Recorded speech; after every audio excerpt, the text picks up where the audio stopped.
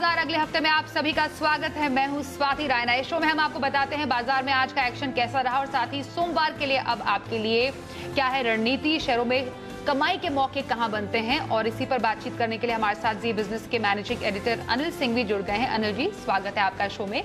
साथ ही हमारे साथ आज जो खास मेहमान हैं वो है ट्रेडस्विफ्ट ब्रोकिंग के संदीप जैन। संदीप जी, बहुत स्वागत है आपका शो में। साथ ही पूरी रिसर्च टीम हमारे साथ है अपनी एक्सक्लूसिव रिसर्च के साथ। कुशल से हम जानेंगे आज कैसा रहा बाजार का हाल। मानसी हमें बताएंगी अगले हफ्ते के क्या रह सकते हैं ट्रिगर्स। पूजा से जानेंगे गोल्ड फाइनेंस में लगातार दमदार कारोबार क्यों देखने को मिला। साथ ही देवांशी से जानेंगे ग्रैन्यूल्स इंडिया प्रमोटर बेचेंगे कंपनी या नहीं, और जानेंगे क्या आईटीसी का एफएमसीजी पर फोकस बढ़ा।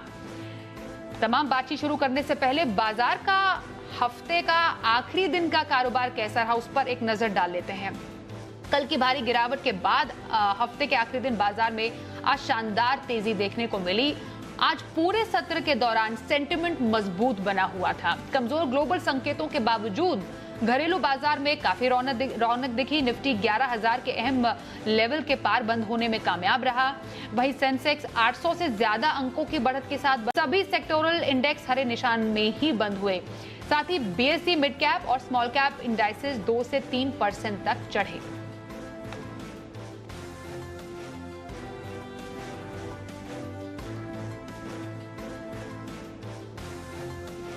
तो संस्थागत निवेशकों ने आज कितनी खरीदारी या फिर बिकवाली की है उसके डेटा पर एक नजर डाल लेते हैं। एफआईआई यानी विदेशी संस्थागत निवेशकों ने कैश मार्केट में 2080 करोड़ रुपए की आज बिकवाली की।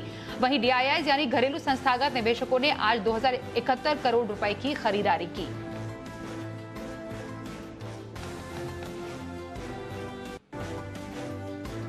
तो बाजार पर आज का एडिटर्स टेक लेते हैं। अनिल जी, आपके पास आ रहे हैं, और कल के बाद आज का दिन तो काफी बेहतरीन रहा बाजार के लिए। बाजार में रौनक लौटी है। क्या मुख्य ट्रिगर रहा बाजार की इस लौटी रौनक का? हफ्ते के आखिरी दिन और अक्टूबर सीरीज की शुरुआत के पहले दिन भारतीय बाजारों ने दमदार कमबैक किया। जी हां, लगातार 6 दिन गिरने के बाद आज भारतीय बाजारों में दमदार तेजी दिखी। खुले मजबूती के साथ और एक आध डिप लेने के बाद दिन भर फिर से मजबूती के साथ कारोबार किया और दिन के ऊपरी स्तरों की तरफ बाजार बंद होने में कामयाब रहे। निफ्टी 11,000 के ऊपर जाकर बंद हुआ तो बैंक निफ्टी 21,000 के बेहद करीब, और सेंसेक्स ने तो 800 अंकों से ज्यादा की रिकवरी दिखाई। वजह पहली बात, काफी शॉर्ट्स बन चुके थे, काफी तेजी की पोजीशन कम हो चुकी थी।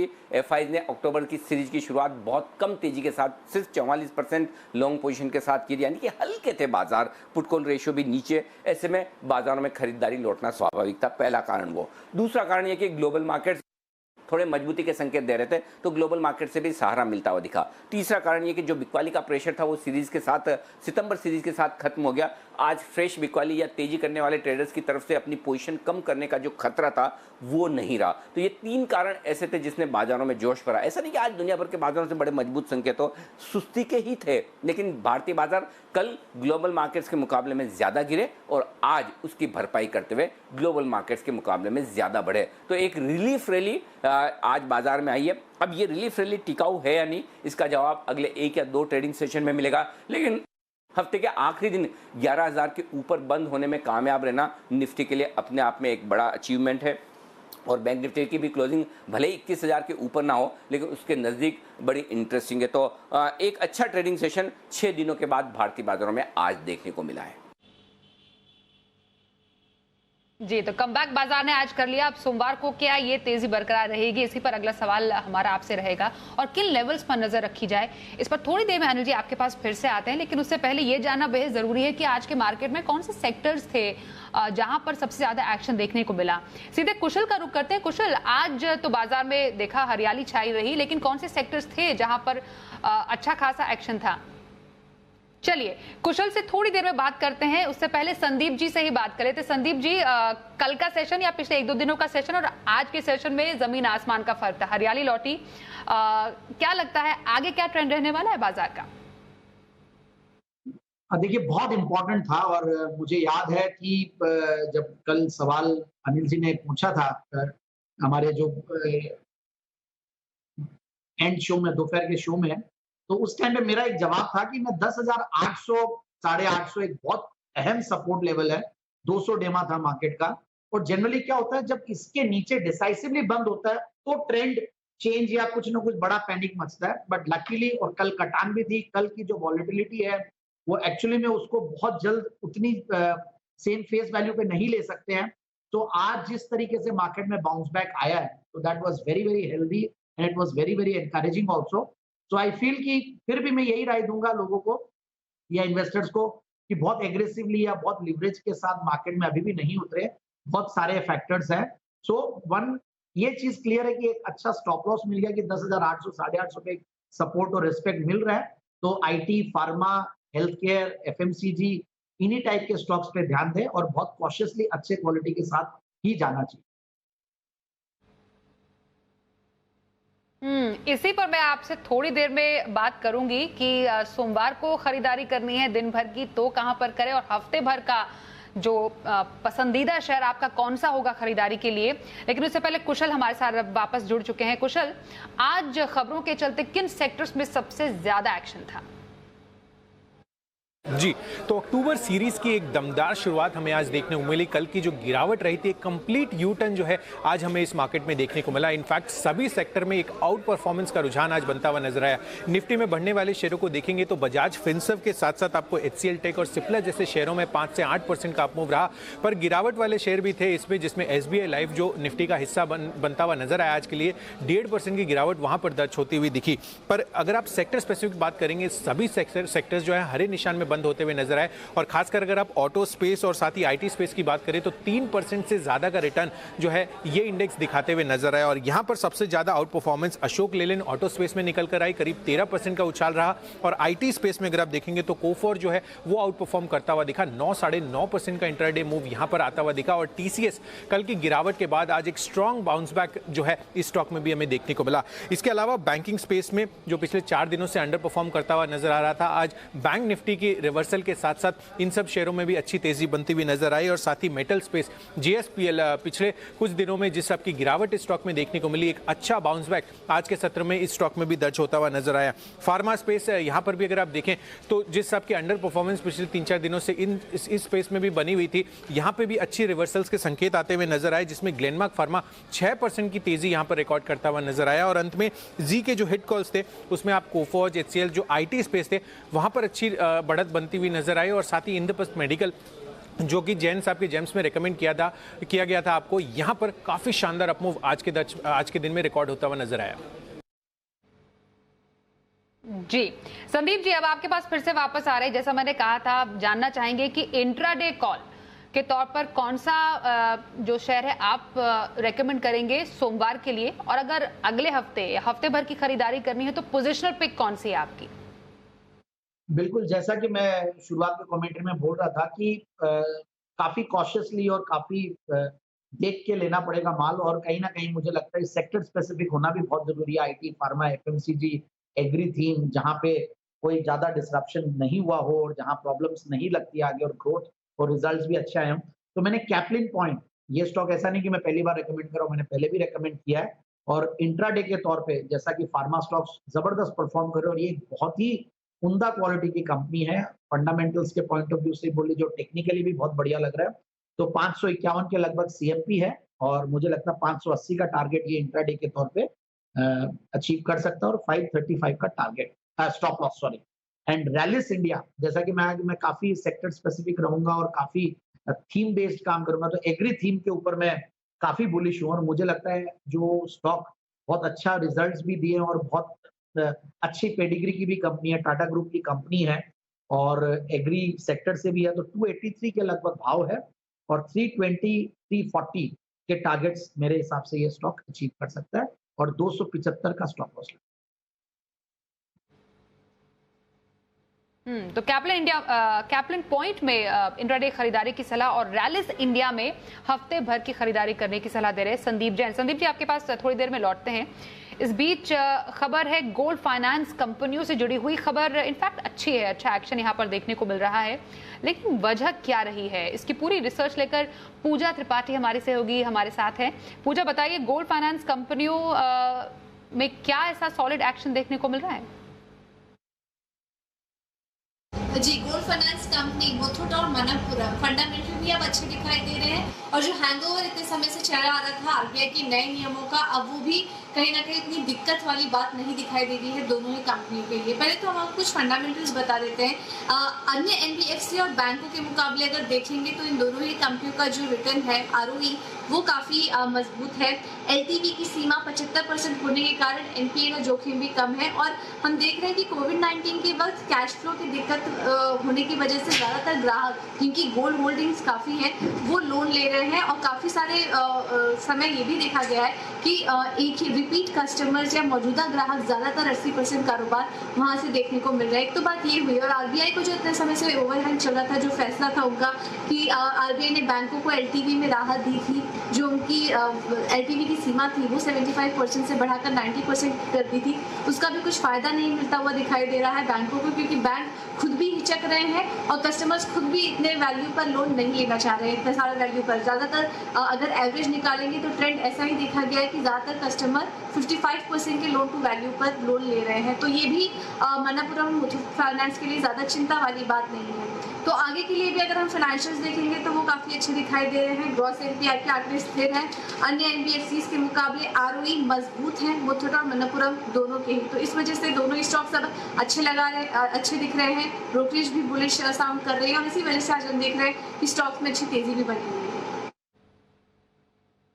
तो गोल्ड फाइनेंस कंपनियों पर जानकारी देते हुए पूजा, संदीप जी आप की राय लेंगे इस पर, खासतौर पर मुथूट फाइनेंस और मनप्पुरम पर आपका क्या टेक है इस पर?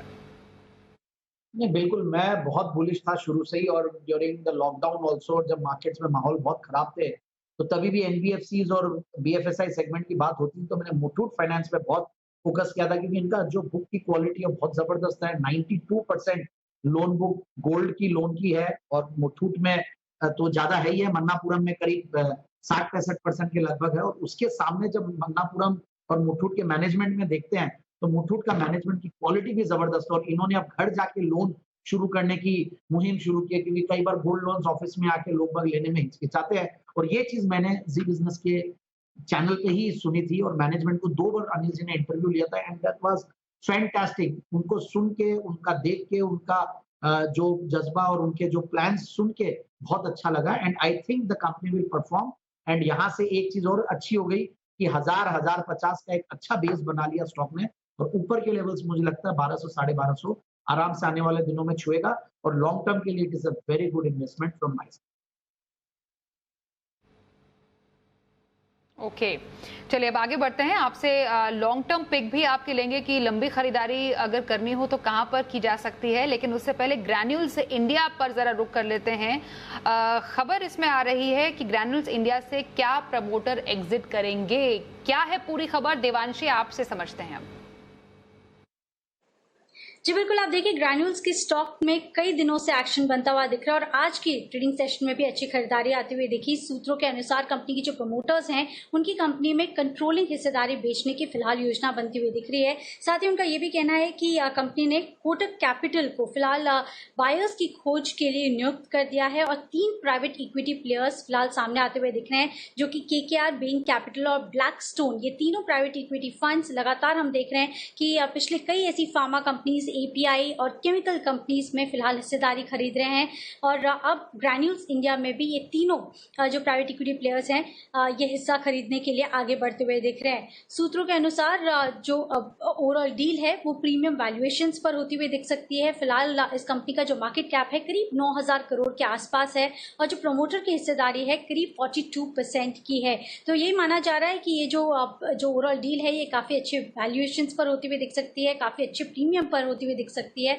और इसी के चलते हम देख रहे हैं कि इस स्टॉक में लगातार एक्शन बनता हुआ दिख रहा है और ब्रोकिंग हाउसेस भी ये मान के चल रहे हैं कि इस स्टॉक के जो फंडामेंटल्स हैं वो काफी ज्यादा पॉजिटिव हैं।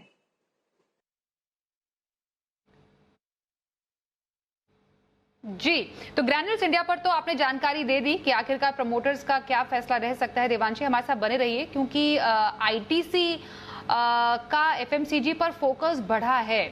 पूरी खबर और एक्सक्लूसिव खबर क्या कह रही है इसको लेकर? आईटीसी ने पिछले हफ्ते कई इन्वेस्टर्स मीट की थी और सारी इन्वेस्टर्स मीट में कंपनी का जो फोकस है वो उनके नॉन सिगरेट कारोबार पर था। इसमें कंपनी का ये कहना है कि इनका जो एफएमसीजी कारोबार है यहाँ से इनको काफी अच्छा सहारा मिलता हुआ दिख रहा है और काफी अच्छा ग्रोथ पोटेंशियल भी इनको लग रहा है आने वाले सालों के लिए। आप देखिए लॉकडाउन में इनकी जो एफएमसीजी कारोबार है इसमें काफी अच्छी वृद्धि होती हुई दिखी है। लॉकडाउन के बावजूद कंपनी ने 60 नए प्रोडक्ट्स लॉन्च किए हैं। इसमें भी आप देखिए इनकी जो यूपी नूडल्स है, साथ ही बिस्किट कारोबार है, इसमें 20% से लेकर 50% तक की ग्रोथ देखने मिली है।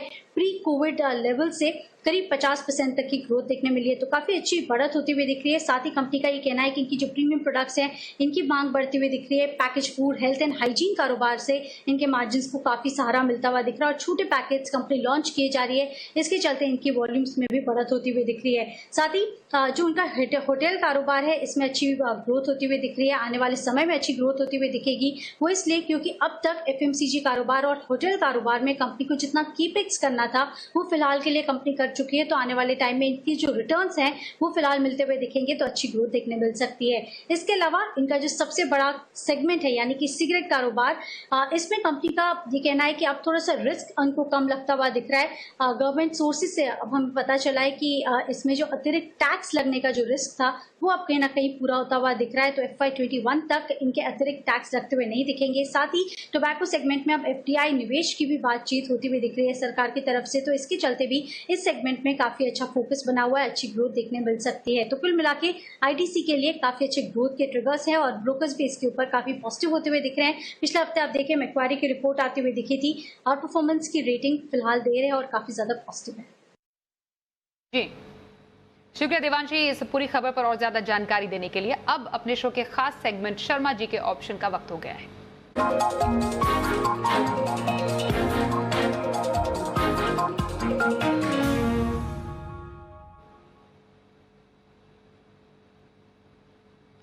तो शर्मा जी के ऑप्शन में अब HDFC सिक्योरिटीज के वीके शर्मा साहब जुड़ चुके हैं। शर्मा साहब बहुत स्वागत है आपका। बताइए अब बम्पर कमाई की कौन सी स्ट्रैटेजी सोमवार के लिए बताएंगे?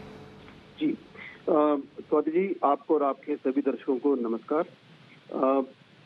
ये जो सप्ताह है, ये अगला जो सप्ताह है, ये सप्ताह तो उठापटक का रहा और अगला सप्ताह भी उठापटक का रह सकता है, क्योंकि जो एक बड़ी खबर जो सुप्रीम कोर्ट का जजमेंट है वो मार्केट को इफेक्ट कर सकता है पॉजिटिवली और नेगेटिवली दोनों तरफ। इन सबको देखने के बावजूद तो मैं जरा बैंकिंग को दूर रह के मैं 2 स्टॉक लेके आया हूँ और आज ये सिर्फ कोइंसिडेंस है कि दोनों का नाम ही C से शुरू होता है। तो पहला स्टॉक है कैडिला हेल्थ। मैंने जो स्टॉक चुने हैं वो वही स्टॉक चुने हैं जो आज मार्केट में अच्छा किया है और ये मानना है कि मार्केट थोड़ा रियलिस्टिक है और उन्हीं स्टॉक्स को आगे बढ़ाता है जो पहले अच्छा परफॉर्म करते हो। तो 390 की कॉल कैडिला में 17.75 रुपए पे लें, 14.50 रुपए का स्टॉप लॉस और 23.50 रुपए का टारगेट। जो कोफोर्ज है जिसको हम NIT टेक के नाम से पहले जानते थे, वो स्टॉक हालांकि 2313 पे क्लोज हुआ है, पर मैं 2300 की कॉल ही सजेस्ट कर रहा हूँ 136 पे लेने की, 110 रुपए का स्टॉप लॉस और 190 का टारगेट। ये स्टॉक आज 9% बढ़ गया, उसके बावजूद भी मैं क्यों कर रहा हूँ? क्योंकि ऐसा लगता है कि ये मोमेंटम जारी रहेगा, कल नहीं तो अगले 3-4 दिन में इस सेशन के अगले सप्ताह के अंदर ही और फर्दर बढ़ेगा। तो उस हिसाब से आप अपने स्टॉप लॉस को ट्रेडिंग बना लें और भविष्य के लिए और आने वाले सप्ताह के लिए बहुत बहुत शुभकामनाएं और आप अच्छा वीकेंड बिताइए और सभी दर्शकों को नमस्कार और जय हिंद। शुक्रिया सर, वीके सर बहुत बहुत शुक्रिया, आपको भी वेरी हैप्पी वीकेंड। चलिए बाजार अगले हफ्ते में अनिल जी आपके पास आ रहे हैं। अब अगले हफ्ते बाजार के लिए अहम ट्रिगर्स कौन से होंगे और किन निफ्टी और निफ्टी बैंक के अहम लेवल्स पर नजर रखनी चाहिए?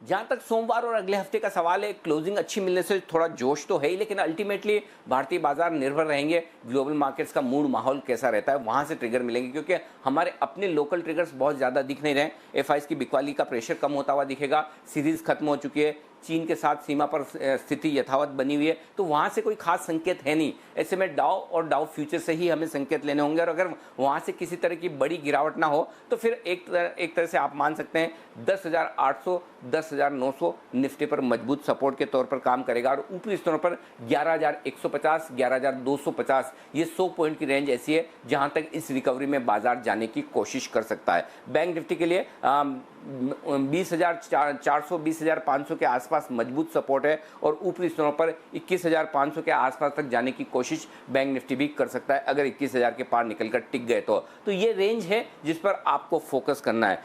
इंटरेस्टिंग ये होगा कि इस रिकवरी में निफ्टी 11,150 के ऊपर बंद हो और बैंक निफ्टी 21,200 के ऊपर बंद हो। अगर इन लेवल के ऊपर बंद होते तो आप ये मान के चलिए कि एक बार करेक्शन पूरा होने के संकेत है और फिर से मजबूती दिखा सकते हैं, लेकिन अगर इन लेवल के ऊपर बंद होने के पहले ही वापस बाजार कमजोर हो जाए तो फिर मामला थोड़ा सा दिक्कत वाला हो सकता है, और फिर थोड़ा नीचे और थोड़ा इन्हीं लेवल पर और बाजार को वक्त बिताना पड़ सकता है। तो अगला हफ्ता बाजारों की चाल के लिहाज से मेक या ब्रेक का होगा। शुक्रिया अनिल जी हमारे साथ इस शो में शामिल होने के लिए। अब सीधे संदीप जी आपके पास आ रहे, लंबी अवधि की खरीदारी कहां रेकमेंड करेंगे? बिल्कुल, मैं जैसे कि हिंट दे रहा था कि मैं फार्मा, एफएमसीजी, आईटी इन्हीं पे फोकस्ड हूँ, और एरिस लाइफ साइंसेज एक बेहतरीन क्वालिटी कंपनी है। सबसे बढ़िया बात है ये इंडिया की टॉप 30 ब्रांडेड फॉर्मुलेशंस कंपनीज में से एक है इंडिया की, और अच्छी लीडिंग फार्मा कंपनी है, और करीब 7,000 करोड़ की मार्केट कैप है, और आज भी अच्छा ही चला हुआ था स्टॉक, और पिछले कुछ दिनों में भी बहुत अच्छा परफॉर्म किया है। बट येट अगर आप देखें बहुत सारे अच्छे फंडामेंटल्स है, वैल्यूएशंस बहुत महंगे नहीं है, अभी भी 23 के लगभग मल्टीपल्स पे चल रही है, रिटर्न ऑन कैपिटल एम्प्लॉयड 25 के लगभग है, रिटर्न ऑन इक्विटी करीब 24 के लगभग है, डिविडेंड यील्ड 1% से ऊपर है। पिछले 5 साल के अगर प्रॉफिट की ग्रोथ देखें तो करीब 27% के लगभग है, और सबसे ज्यादा जो अच्छी चीज मुझे लगी, जीरो डेट कंपनी है, वो तो कोई बात ही नहीं है। 27-28% का net profit margin, which is huge, which is very good. In fact बहुत अच्छा ऐसा कोई कारोबार मिले आपको इस वैल्यूएशंस पे। और डीआईआईज का बहुत कॉन्फिडेंस है, 11% के लगभग स्टेक है, एफआईआईज का 10% का स्टेक, और हाईएस्ट एवर क्वार्टरली प्रॉफिट्स इन्होंने दिए जून 2020 में, जब हर कंपनियों में कोहराम मचा हुआ है, चारों तरफ खराब रिजल्ट्स आते हैं, तो इस कंपनी ने 89 करोड़ का प्रॉफिट दिखाया है, और जून 19 में 84 करोड़ का था, तो हाईएस्ट एवर टीटीएम बेसिस पे भी प्रॉफिट्स दिए है। इन सब को मैं देखता हूं तो मुझे ये स्टॉक बहुत बढ़िया लगता है, और ये आराम से 630 का पहला टारगेट, 670 का दूसरा। जी, अब अगले हफ्ते बाजार की नजर किन इवेंट्स पर रहने वाली है ये बताने के लिए सीधे रुक कर हमारी सहयोगी मानसी दवे का। जी मानसी बताइए। जी बिल्कुल, काफी एक्शन पैक रहने वाला है आने वाला हफ्ता। शुरुआत 28 सितंबर से करने जा रही हूं, यानी कि सोमवार के दिन लोन मॉरेटोरियम मामले में सुप्रीम कोर्ट में अगली सुनवाई होने जा रही है। लॉरस लैब स्टॉक स्प्लिट की रिकॉर्ड डेट है। दीपक फर्टिलाइजर का राइट्स इश्यू इस दिन खुलेगा। सुवेन फार्मा के बोनस शेयर की रिकॉर्ड डेट होगी, और सर्च कमेटी ने एक्सटर्नल एमपीसी यानी कि मॉनिटरी पॉलिसी कमेटी मेंबर्स की नियुक्ति भी इस दिन करेगी। 29 सितंबर यूटीआई, एएमसी, मजगांव डॉक, लिखिता इंफ्रा के आईपीओज खुलेंगे। वहीं मॉनिटरी पॉलिसी कमेटी की 3 दिवसीय बैठक भी इस दिन शुरू होगी। ईआईएच का राइट्स इश्यू इस दिन खुलेगा। कमर्शियल कोल माइनिंग तकनीकी बोली लगाने की आखिरी तारीख होगी, और डोनाल्ड ट्रंप और जो बाइडेन के बीच पहली बहस चुनाव के लिहाज से इंपॉर्टेंट होगा ये इवेंट। 30 सितंबर के दिन बीपीसीएल में हिस्सा खरीद के लिए बोली लगाने की आखिरी तारीख होगी। नतीजों पर वेदांता की बोर्ड बैठक होने की संभावना है। पंजाब एल्कलीज का ओपन ऑफर इस दिन खुलेगा, और आरती ड्रग्स बोनस शेयर की एक्स डेट ये तय की गई है। 1 अक्टूबर के दिन आरबीआई की क्रेडिट पॉलिसी आएगी। यूटीआई, एएमसी, मजगांव डॉक और लिखिता इंफ्रा के आईपीओ इस दिन बंद हो जाएंगे। सितंबर ऑटो बिक्री के आंकड़े इस दिन आएंगे। हांगकांग, चीन, कोरिया के बाजार इस दिन बंद रहने वाले हैं। 2 अक्टूबर का दिन गांधी जयंती के मौके पर भारतीय बाजार बंद रहेंगे, और इस दिन हांगकांग, चीन और कोरिया के बाजार भी बंद रहने वाले हैं। शुक्रिया मानसी अगले हफ्ते के इवेंट्स बताने के लिए। अब सोमवार को ऑप्शन की किस स्ट्रैटेजी से आपको मिलेंगे कमाई के मौके, ये जानते हैं।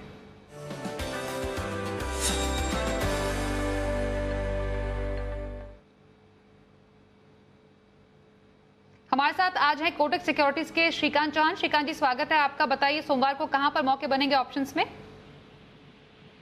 Thank you. देखिए, मुझे लगता है कि सोमवार को वैसे जैसे आज के मार्केट में ब्रॉड बेस्ड एक्टिविटी थी, अगर सोमवार को देखें तो मुझे लगता है कि एचसीएल टेक्नोलॉजीज के 850 के कॉल ऑप्शन हम लेके काम कर सकते हैं। उसकी क्लोजिंग कुछ 33-34 रुपए के करीब की है और यहाँ पे हमें स्टॉप लॉस रखना है 22 रुपए का रखना है स्टॉप लॉस और जो टारगेट बनेंगे वो रहेंगे 55 रुपए के। साथ ही साथ मुझे लगता है कि टाइटन भी एक अच्छे क्लोजिंग के तौर पे निकला है और यहाँ पे मुझे लगता है कि 1160 के कॉल ऑप्शन लेने चाहिए जो 34 रुपए के आसपास अवेलेबल है। यहाँ पे हमें स्टॉप लॉस रखना है 23 रुपए का और यहाँ पे टारगेट्स रहेंगे 60 रुपीज के। तो ये दोनों स्टॉक चार्ट्स के बेसिस पे काफी बेहतर लग रहे हैं और काफी अच्छा मुनाफा कमा के दे सकते हैं। बहुत शुक्रिया श्रीकांत जी हमसे बातचीत करने के लिए। साथ ही संदीप जी हमारे साथ आप जुड़े आज शो में, आपका बहुत शुक्रिया। और तमाम रिसर्च एनालिस्ट हम तक एक्सक्लूसिव रिसर्च पहुंचाने के लिए। बाजार अगले हफ्ते में आज के लिए बस इतना ही।